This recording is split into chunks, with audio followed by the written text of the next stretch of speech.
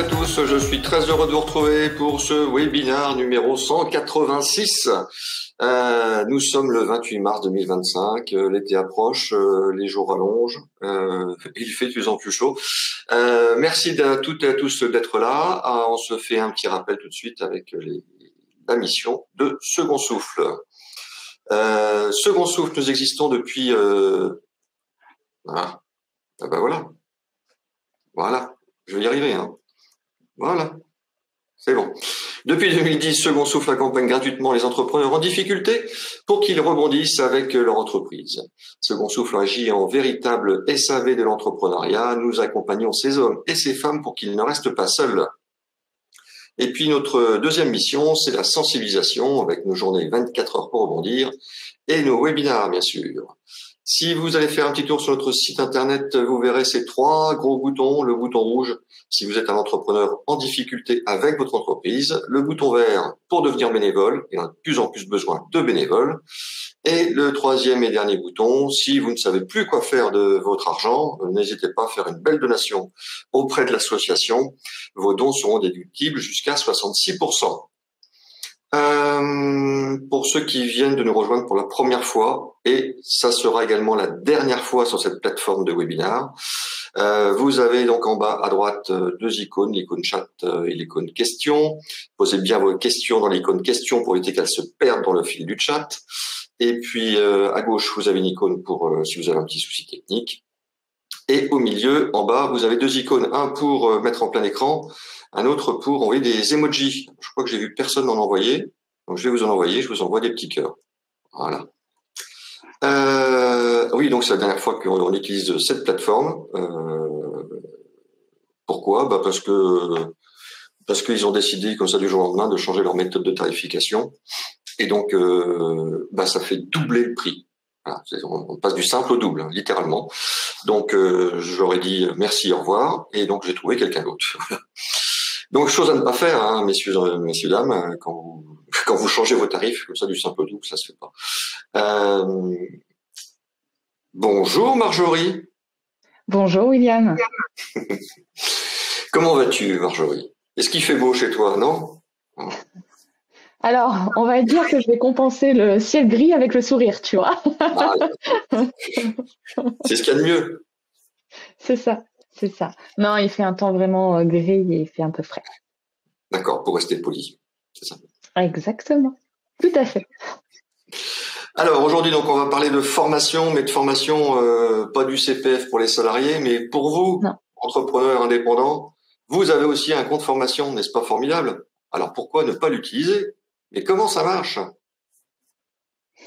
Alors, plusieurs choses déjà. Je ne sais pas si tout le monde savait qu'il y avait d'autres choses en plus du CPF, parce qu'on a le CPF, bien sûr, pour les salariés, mais en tant que gérant, etc., enfin, selon votre statut, votre CPF continue aussi à s'alimenter. Il faut savoir qu'il y a chaque année toujours 500 € en plus des financements que vous allez avoir besoin. Que vous allez, pas avoir besoin, mais avoir la possibilité d'utiliser pour vos formations. Alors, petite présentation, donc on est là pour parler du fond de la formation. Donc, qu'est-ce que c'est le FAF? Ouais, vous allez voir, on va parler plein d'anagrammes, FAF, FIPL, FAFDA, et tout ça. Vous allez voir un sujet passionnant. Ensuite, savoir son FAF, comment savoir à quel organisme on appartient et à qui faire la demande, puis les différentes FAF et la demande de prise en charge. Donc déjà, le FAF, c'est le Fonds d'assurance formation. On en a tous un. Il faut savoir que pour aller voir nos contributions et la collecte, surtout c'est via les cotisations de l'URSSAF. Si vous allez sur votre compte URSSAF, vous pouvez avoir accès en fait et demander cette attestation du FAF directement, et vous aurez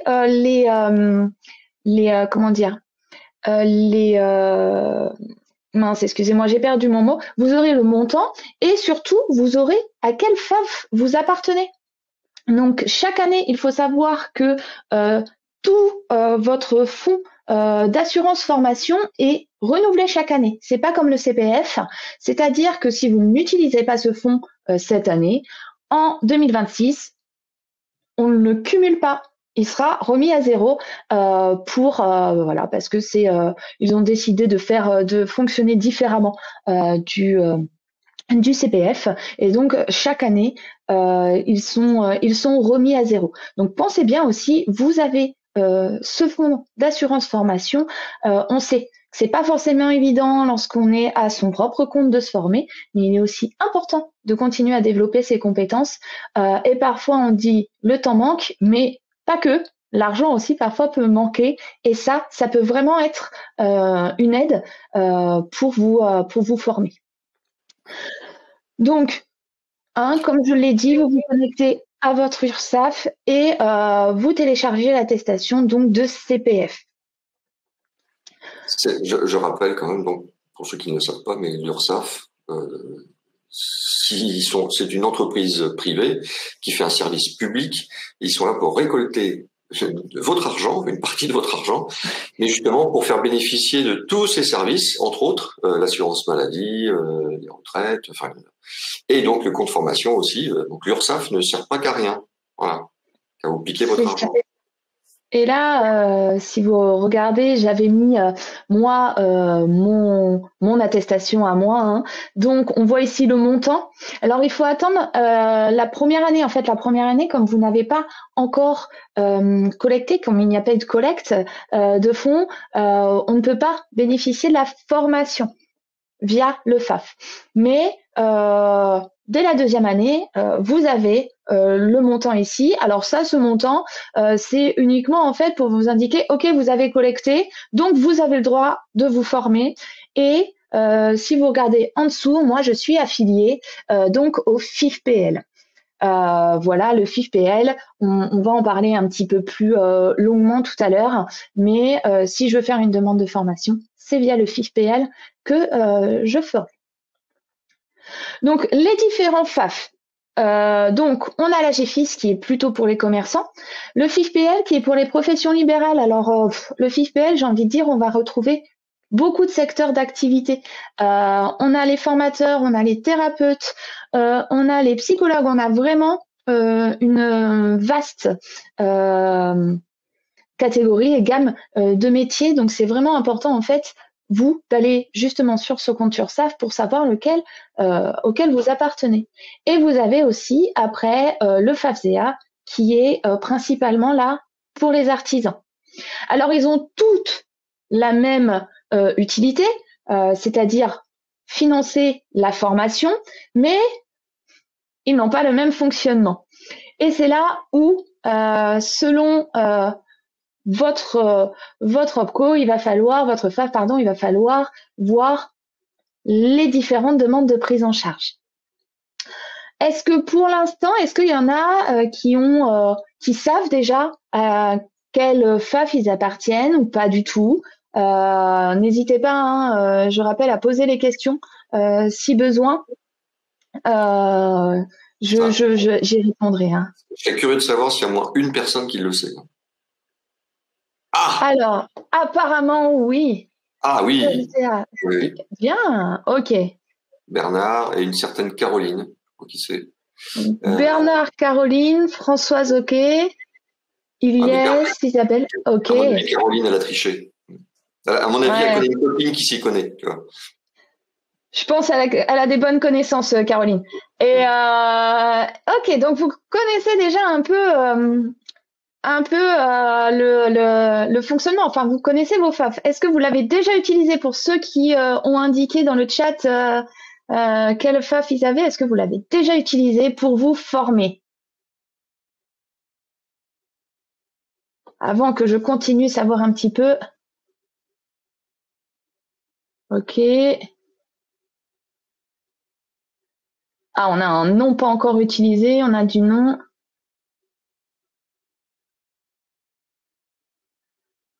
Alors, il y a une question qui est passée. Suis-je concernée en qualité de présidente SASU? Je t'écoute.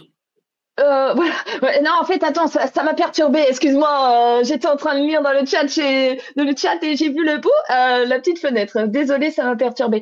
Alors, normalement, en tant que qualité de président de SASU, vous êtes concerné si vous avez votre propre compte URSSAF. Là, vous allez pouvoir être concerné par le FAF. D'accord? Tout dépend si vous avez, vous, votre propre compte URSSAF. Donc oui, vous pouvez être concerné. Pardon. Donc j'ai vu un petit peu, ok, tout le monde l'a fait.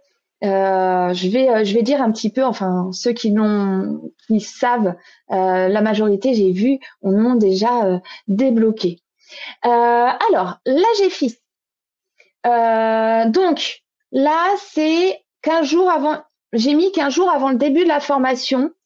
C'est celui, on va dire, qui va être, si on dépend de ce FAF, c'est celui qui va être le plus facile à solliciter.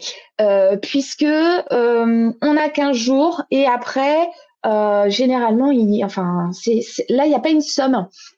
Contrairement aux autres, le montant maximal varie. L'AGFIS, l'année dernière, ils étaient à 3 000 euros. On avait le droit à 3 000 euros de formation. Donc, c'est déjà une belle somme pour se former. Donc, il faut, j'ai mis les documents, hein, la demande de prise en charge signée. Excuse-moi, Marguerite. Excuse-moi. Donc, ça veut dire que à l'AGFIS, c'est pas quelque chose que je cotise auprès de l'URSSAF chaque année. C'est un montant fixé par l'AGFIS. Oui. C'est un montant fixé par la GFIS. Alors, tu vas cotiser, mais en fait, ça va dépendre des montants. C'est-à-dire que la GFIS, eux, leur montant global, c'est 3 000 euros. Et après, en fait, c'est soit 3 000 euros, soit il y a un taux horaire. En fait, ça va dépendre des FAF. Voilà, il y a un taux horaire à ne pas dépasser. C'est-à-dire que 100 euros de l'heure, ça passe pas, par exemple.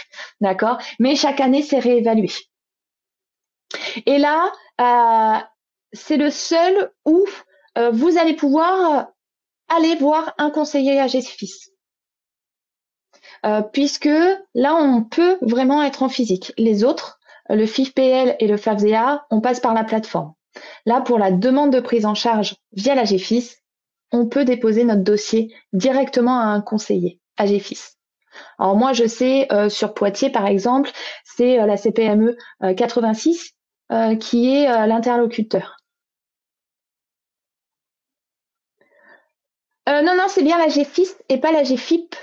La GFIP étant autre chose. Donc non, là on est bien sur la GFIS, hein, sur le fonds de formation. Ouais, c'est vrai qu'à la prononciation, on fait souvent l'amalgame. Oui. Le petit truc mémotechnique, l'AGFIP avec un H à la fin, c'est un fonds pour les personnes en difficulté de mobilité et donc H comme handicap. Voilà. Exactement. Après, donc l'attestation URSSAF, c'est l'attestation que j'ai montrée tout à l'heure, en fait. Ça qui montre que vous avez bien cotisé.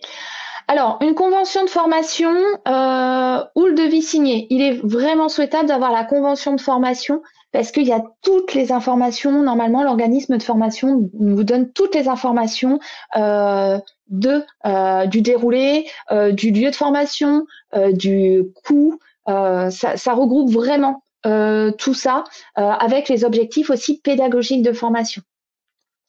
Le programme détaillé, donc ça, normalement, pareil, l'organisme de formation vous le transmet avec le contenu, les notions vues et l'objectif, bien sûr, de formation. Votre pièce d'identité et un RIB pour ensuite, après, avoir le remboursement. Ou vous donnez le mien. Alors, j'avoue, d'abord le mien et après, si tu veux, t'as une marge. Je te donne 1%, William.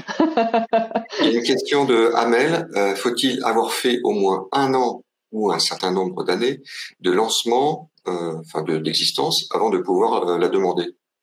Alors, c'est 1 an. Voilà. La première année, on sait que on n'a pas encore assez cotisé pour bénéficier de ce financement de formation. Mais une fois que vous avez eu un an d'existence, vous pouvez demander cette attestation en fait, voir à quel FAF vous appartenez et pouvoir donc bénéficier de ce financement de formation. Donc l'AGFIS, on retient, on peut le faire en physique et 15 jours avant le début de la formation. Vous aimez les webinaires Second Souffle? Alors abonnez-vous à la chaîne YouTube Second Souffle. Cliquez sur l'icône Second Souffle juste ici. Vous aimez cette vidéo? Alors dites-le moi avec un j'aime et un commentaire. Merci.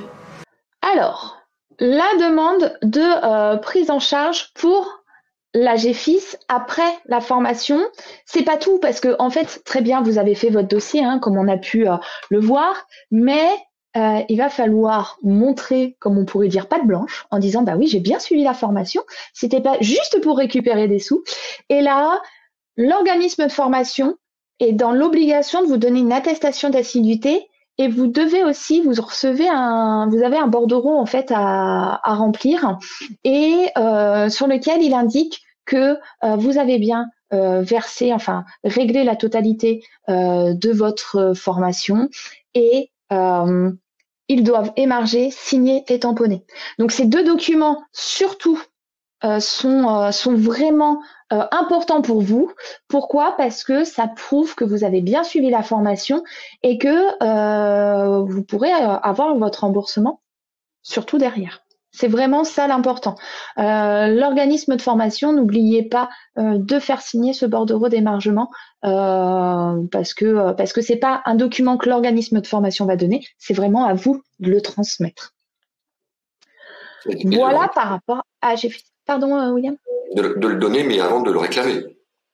Oui, bah en fait généralement la conseillère AGFIS va donner ce bordereau d'émargement pour justement ne pas l'oublier. Donc on a directement hein, dans le dossier ce bordereau. Alors le FIFPL. Donc le FIFPL, ils mettent 10 jours avant le début de la formation. Pareil, là par contre c'est uniquement en ligne. Donc vous avez tout le déroulé, on va dire, avec cette demande de prise en charge. Là, pareil, vous allez voir, on va retrouver très souvent les mêmes documents. La convention de formation, le programme détaillé, le FIFPL est un peu plus exigeant sur ce programme détaillé, c'est-à-dire que il ne va pas uniquement demander la fiche catalogue de formation, mais il peut demander, et il est très souvent demandé même, le programme détaillé de la journée. Donc, ce que nous, en tant que formateurs, dans le monde de la formation, on va appeler le scénario pédagogique détaillé. Donc, n'hésitez pas à demander ça pareil à l'organisme de formation, un scénario pédagogique détaillé, puisque le FIFPL va vous le demander en plus de cette convention de formation. Et pareil. Ça en jette hein, quand même. Hein. Scénario détaillé. Scénario pédagogique. Et t'as vu? Ah ouais, ça, dans le monde de la formation, on adore.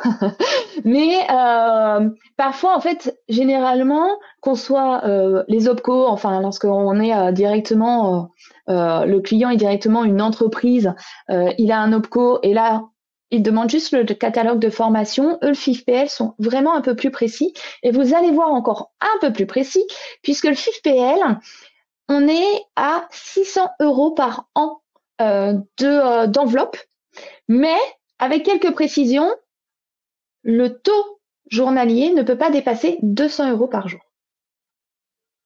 D'accord?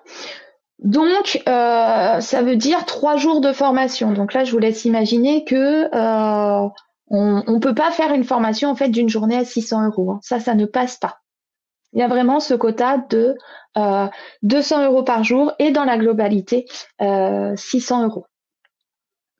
Donc là, le FIFPL, ils sont vraiment pointilleux sur ça. Ah, pendant qu'on y est, la présentation, donc vous aurez accès, vous pourrez la télécharger à la fin. Et comme Marjorie est une fille formidable, là vous voyez sur le document, il y a marqué en ligne sur le site FIFPL et c'est souligné. Ça veut dire que c'est un lien cliquable. Donc il suffira de cliquer dessus et vous arrivez directement sur le site de FIFPL. Merci Marjorie. De rien, comme ça vous facilite. Et bien sûr, alors comme tout compte, hein, je n'ai pas précisé, il faut s'inscrire. En fait, il faut créer un compte au FIFPL pour pouvoir accéder à cet espace adhérent. Des questions pour ceux qui sont au FIFPL ou ça va? Alors, pas de paiement, Carmen nous dit pas de paiement direct à l'organisme de formation, faire l'avance et remboursement après. C'est ça, hein. À chaque fois, c'est comme ça, de toute façon. Alors, en fait, oui, c'est directement, on fait l'avance, exactement, et il y a un remboursement à la personne après. Donc voilà, il faut. Mais en fait, moi, ce que je vous conseille vraiment, c'est d'abord vous faire votre demande, d'accord? C'est pour ça que dans les 10 jours, selon les formations que vous voulez faire, des fois dans la convention, c'est on peut pas annuler notre inscription après 15 jours, sinon il y a un pourcentage à donner ou un montant à donner à l'organisme de formation. Prévoyez-le ça, parce qu'en fait, si imaginons le FIFPL vous dit non, faites attention, ça va vous bloquer. D'accord? L'organisme de formation pourra dire ben ouais, mais dans la convention, on n'est plus dans les jours calendaires. D'accord? Donc, bien attention à votre demande. Eux, ils mettent 10 jours avant le début de la formation. Alors, sachant que il y a quand même de plus en plus de monde qui utilise, il y a un petit délai. D'accord? Donc, n'hésitez pas à le faire en amont. Comme avec la GFIS, l'attestation de présence et de règlement complété par l'organisme de formation. Ça, cette attestation de présence et de règlement, vous le trouvez parce que chacun a sa manière de faire. L'attestation de présence et le règlement, vous le trouvez sur le site directement du FIFPL. D'accord? Il vous donne un exemple pour que ça soit toujours la même trame. Donc ça, c'est important. Vous voyez, selon si on est à la GFIS, au FIFPL, il y a ces trames à respecter parce que ça peut aussi après vous poser des petits soucis de remboursement. Hein, donc l'attestation de présence et comme quoi vous avez bien réglé. Pour le FIFPL, voilà ce que je pouvais dire. Est-ce que ceux qui sont au FIFPL, est-ce que c'est un peu plus clair? Je sais qu'il y en avait au FIFPL de mémoire tout à l'heure. Est-ce que j'avais lu dans le chat? Ouais. Toi, les petits pouces. Ouais, c'est ce que j'ai vu. J'ai vu des petits pouces. Parfait. Et alors, le dernier. Vous voyez, alors le FAFSEA, ça c'est plus pour, je le rappelle, pour les artisans. On est donc soit la veille de la formation, soit 3 mois avant le début de la formation. Donc pareil, la veille, franchement, c'est pas ce que je vais vous conseiller. Tout comme les conditions générales de vente et la convention professionnelle. Dans la convention de formation, ça va pas du tout être ce que je vais conseiller parce que vous pouvez avoir après le risque que l'organisme de formation vous dise bah oui mais vous vous êtes inscrit. Et là, pareil, c'est en ligne sur le site FAFSEA. Contrairement aux autres, là, forcément, il y a un extrait au registre national des entreprises. Donc, alors moi, je vous conseille qu'il date de moins de 3 mois. On est comme ça, on est bien. Notre attestation SAF comme d'habitude, le formulaire de demande de prise en charge et le programme détaillé. Là, pareil, le programme détaillé, ils sont un peu sur le même principe que la GFIS. Donc, on n'est pas on est plus sur ce qu'on va appeler une fiche catalogue que sur vraiment un programme avec les différents temps et le contenu spécifique. Voilà par rapport au FAFSEA en ligne, contrairement au FIFPA, à la GFIS, pardon. Donc, le FAFPA, une fois que vous avez terminé votre formation, attention, et c'est pour ça que je l'ai mis en majuscule. J'aurais dû mettre peut-être même en couleur pour alerter encore plus. Sur la copie, il faut vraiment qu'il y ait la mention acquitté pour que on dise oui. On a bien réglé. C'est comme l'attestation de règlement pour les autres. Eux, la chose, c'est sur la facture une mention acquittée avec le cachet et la signature de l'organisme de formation. Tout comme pour les autres, hein, l'attestation de présence. Mais là, si vous remarquez, on vous demande le nombre d'heures réalisées et la signature du formateur. Alors, je fais une petite parenthèse. Normalement, les organismes de formation ont des obligations maintenant réglementaires. Ça, c'est, j'ai envie de dire, obligatoire sur les feuilles d'émargement. Donc, vous n'avez pas normalement à vous en soucier. Mais vérifiez quand même pour que l'attestation de présence ou la feuille d'émargement correspondent aux attendus du FAFSEA. Il y a tellement, vous voyez, entre l'AGFIS, le FIFPL, le FAFSEA et puis ensuite les autres OPCO, lorsque ce sont les entreprises, il y a tellement de demandes et de détails, alors qui peuvent paraître des détails, mais parfois des détails qui vont vous avoir du retard sur le remboursement. Faites attention à ça. D'accord? Même si normalement, ce n'est pas, on est bien d'accord, à vous de faire attention, mais plutôt à l'organisme de formation. Donc là, on est vraiment sur le terme. En fait, là, je précise et je pointe vraiment là-dessus. C'est la mention acquittée sur la facture, sinon ça ne passera pas. Donc, bien faire attention. Bien. Eh ben, regarde. Et ben voilà, je suis content, j'ai fini. Je suis contente, j'ai fait mon mérite. Non. Est-ce qu'il y a des questions? Oui, oui. Questions. Alors, on va répondre à Bernard. Peut-on acheter du matériel avec le FAF? Non, le FAF, c'est vraiment le fonds d'assurance de formation. Donc, c'est aucun achat de matériel, aucun achat de, je sais pas, de support c'est pas du, on va dire là, le FAF permet vraiment le développement. Son objectif, c'est de développer les compétences, d'accord, et de vous permettre de développer, de vous former si vous souhaitez avoir un autre service. Voilà, si vous avez besoin de ça, on est vraiment sur de la formation. Ouais. Donc Bernard, vous avez peut-être confondu avec un autre acronyme, parce que FAF ici, ça veut dire Fonds d'assurance formation. Là, je vous l'ai mis à l'écran. Vous avez peut-être confondu avec le fonds d'achat de fournitures. Je ne sais pas si ça existe, mais voilà. Là, c'est que pour de la formation. Il y a Eric. Tiens, Eric, je tiens à vous signaler, parce que j'ai fait un calcul, je vous l'ai peut-être déjà dit. Vous êtes la personne du public qui est inscrit au plus grand nombre de webinars depuis 5 ans. Donc, bravo, merci. Tu lui as remis une médaille, j'espère. C'est en cours. Genre, je suis en train de la façonner là avec mes petites mains. Donc Eric me demande, pour le CPF, 67 ans et la date limite d'utilisation. Après, on vous dit, vous n'avez plus besoin de vous former et pas d'accès au CPF restant. Qu'en est-il pour la GFIS? En fait, oui. Alors cette question de d'âge limite, etc. C'est pareil pour la GFIS. On a en fait, mais c'est parce que c'est l'administration aussi, c'est à partir de tel âge, les personnes ou une fois qu'on est à la retraite, on n'a plus besoin de se former. Donc oui, c'est pareil que ça soit pour la GFIS, pour le FIFPL, pour le FAFSEA, pour le CPF, effectivement, vous ne pouvez plus y avoir accès.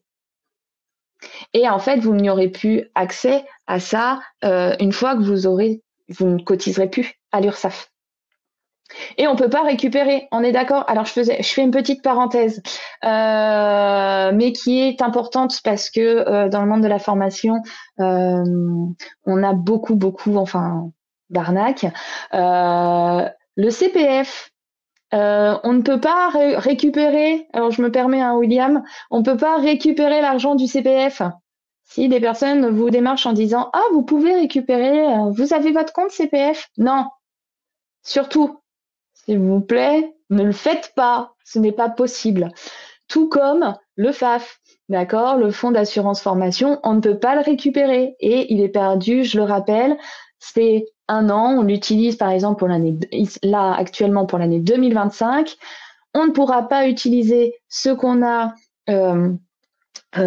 cumulé, d'accord, on ne pourra pas l'utiliser pour l'année 2026 parce qu'on repart, les compteurs repartent à 0, contrairement au CPF où eux s'accumulent, on cumule.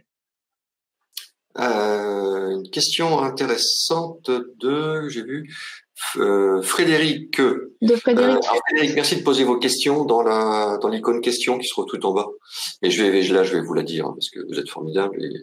Donc, Frédéric nous dit, est-ce qu'on peut suivre des formations uniquement en présentiel ou est-ce que ça peut être fait aussi à distance? Non, en fait, tant que les formations peuvent être et en présentiel et en distanciel. Tant qu'il y a une feuille d'émargement, d'accord, une convention, un programme et une feuille d'émargement, ce n'est pas gênant.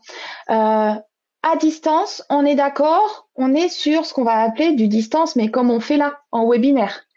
D'accord? L'e-learning, c'est vraiment autre chose.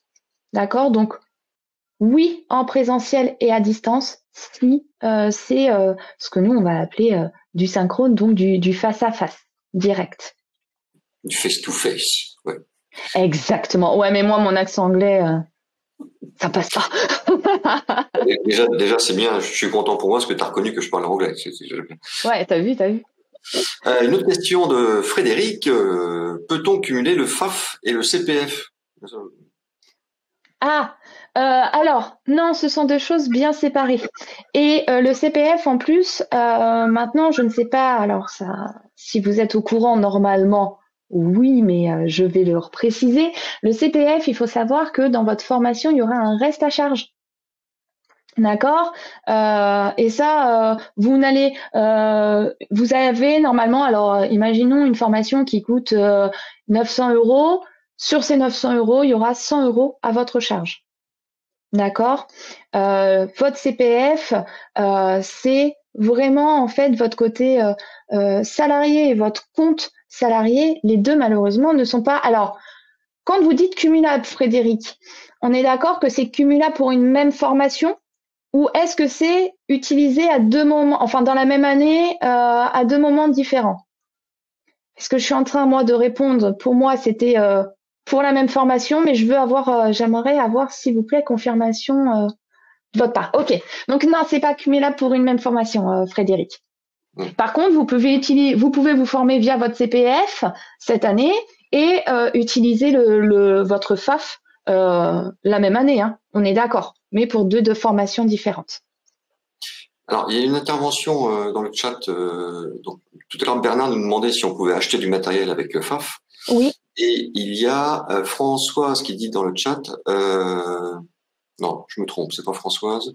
Si, j'ai vu la Françoise qui dit le FAFSEA, en plus de la formation, aide des artisans. Mais attention, enfin, c'est sur le FAFSEA uniquement. Les autres, merci, ça, je ne savais pas qu'on vous pouvez acheter pour les artisans. Donc le fonds, le FAFSEA, en plus de la formation, aide les artisans à acquérir du matériel. Je l'ai fait pour mes métiers à tisser. Voilà. Très bien. Alors, autre question. Une question de Mademoiselle Caroline. Comment se faire accompagner dans la création d'un dossier auprès de son FAF? On demande à Marjorie. On me demande. Ouais, c'est ça. on me demande, on vient me voir et puis on me demande, voilà, on me contacte et puis on voit ensemble en fait aussi sur les documents, sur le dépôt.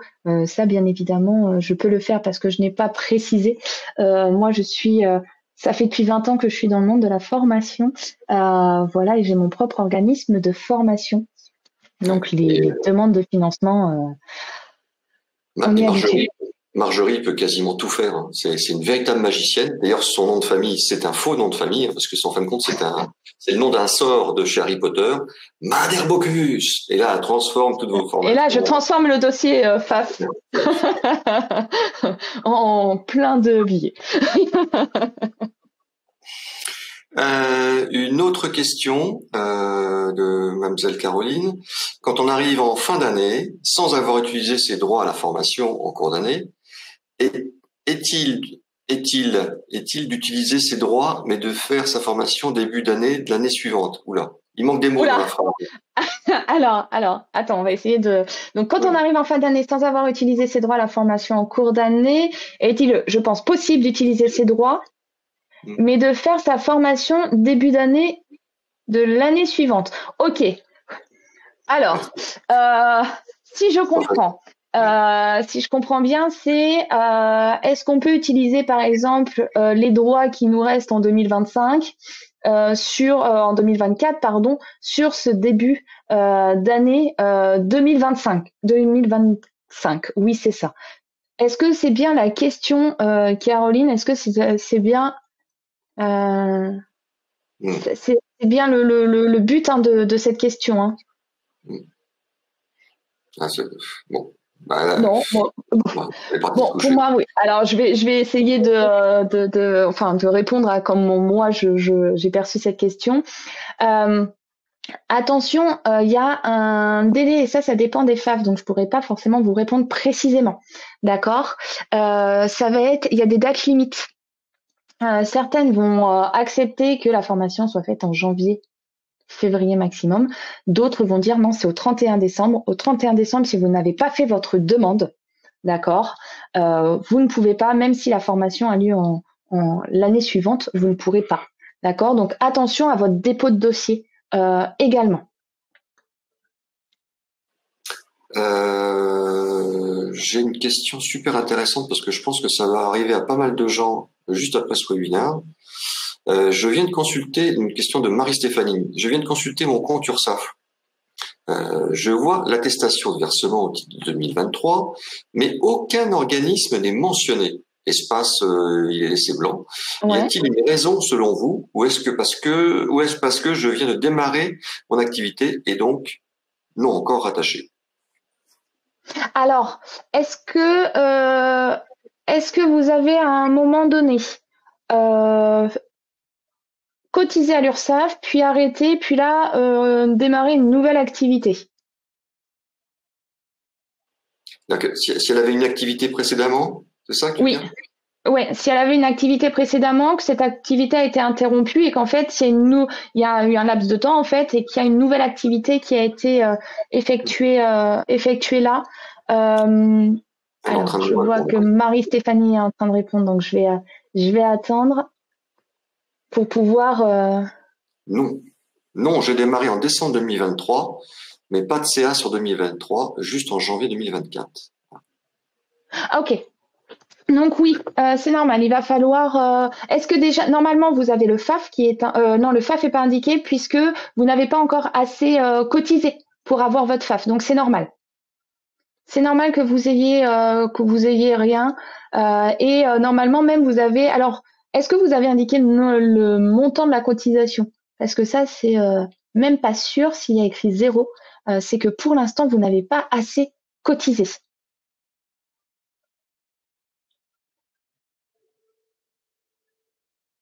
Alors, c'est indiqué 110. Ok. Mais c'est parce que l'année, enfin, il n'y a pas encore eu, c'est pas encore passé, il faudra attendre l'année prochaine. Oui, vous n'avez pas assez cotisé, donc forcément, ils ne peuvent pas vous donner un budget de formation. C'est assez logique. En fait, vous n'avez pas cotisé, entre guillemets, pour une année entière. Voilà. Donc, c'est logique dans ce contexte-là. Gad nous dit déjà bonjour. Bonjour Gad. Sur la page de l'URSSAF, il est indiqué que le nom de l'organisme figure sur l'attestation de contribution à la formation professionnelle. Oui. C'est ça, exactement. C'est le document que je vous ai montré tout à l'heure. C'est cette attestation-là à télécharger. Donc tout à fait. Ouais. Hop. C'est ce document-là. Ça, c'est mon attestation que j'ai téléchargée. Ou si vous regardez, donc il y a Madame.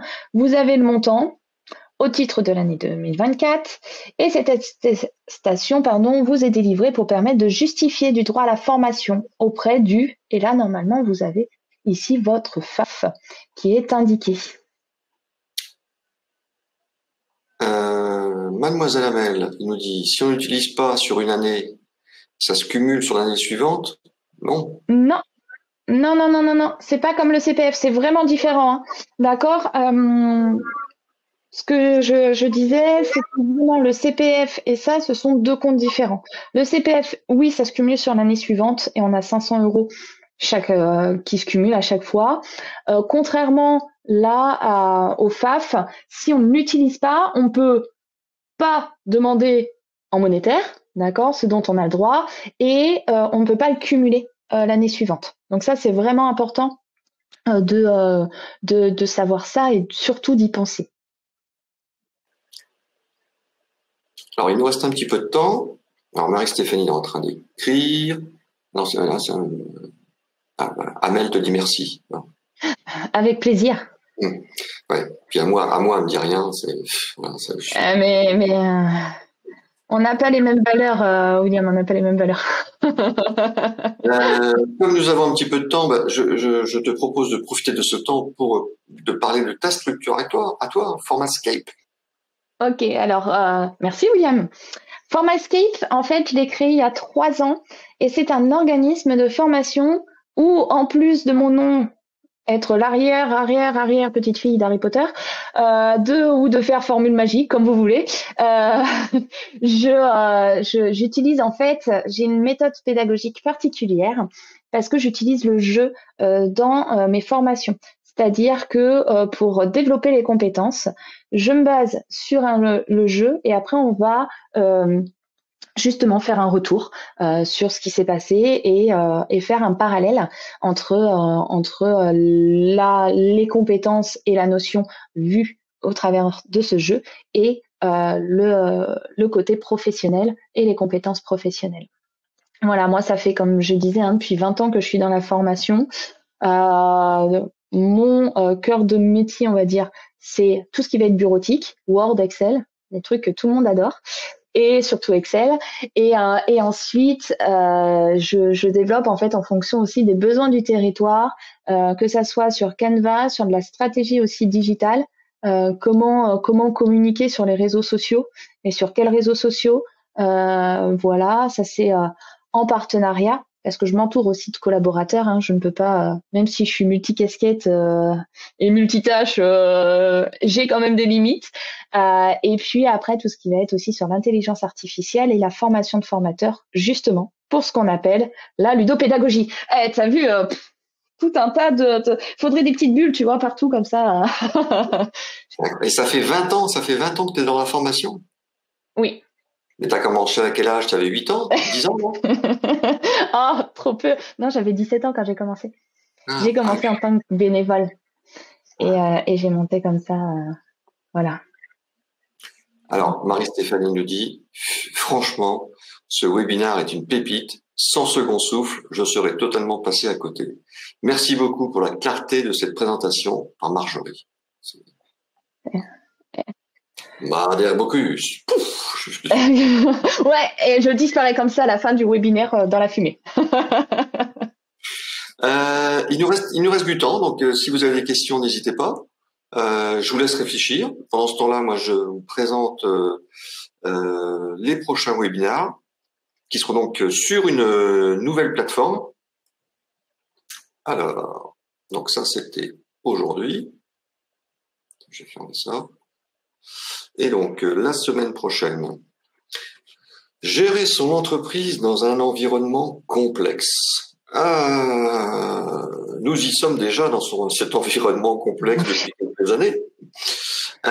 Donc, Natalia nous parlera, nous fera nous donnera des clés, voilà, nous expliquera comment on fonctionne, comment son cerveau fonctionne et comment on peut se sortir de là pour réfléchir autrement, s'adapter. Voilà. Et donc, je pense que c'est un sujet, comme d'habitude, comme chaque semaine, qui va être complexe, ouais, c'est le cas de le dire. Le 11 avril, comprendre et exploiter l'IA. Alors la semaine dernière, on avait fait un webinaire sur l'IA et le marketing avec nos amis de chez Google. Là, ça va être une approche différente. On va vous expliquer comment ça fonctionne, sans être trop technique, comment l'exploiter, et puis tout ça en gardant à vue les questions éthiques et écologiques. Parce que l'IA, c'est bien sympa, mais ça consomme énormément, ça coûte cher. Donc, pour l'instant, c'est gratuit, mais ça va pas durer. Donc, comment on peut faire? Et puis, on verra ça donc avec Véronique, qui, elle, a créé une société sur l'IA et qui fait fonctionner l'intelligence artificielle non pas sur des GPU, c'est-à-dire des grosses cartes vidéo qui coûtent 4000 € pièce, mais sur des CPU, c'est-à-dire des microprocesseurs que vous avez tous dans vos smartphones et ordinateurs. Donc, ça consomme moins et ça coûte moins cher. Et c'est français, messieurs. Donc ça, c'est le 11 avril. Et donc vous verrez que donc à la fin de ce webinaire, vous serez redirigé sur la page Second Souffle et vous verrez ces deux magnifiques visuels, celui de la semaine prochaine et celui dans 15 jours. Et donc vous aurez une nouvelle page d'inscription pour s'inscrire au webinaire. Ça va changer un tout petit peu pour vous et beaucoup pour moi. Voilà. Alors, y a-t-il une nouvelle question? Oui. Alors, il y a une nouvelle question. Monsieur Stéphane. Voilà. De Stéphane. Alors, le FIFPL et le CPF.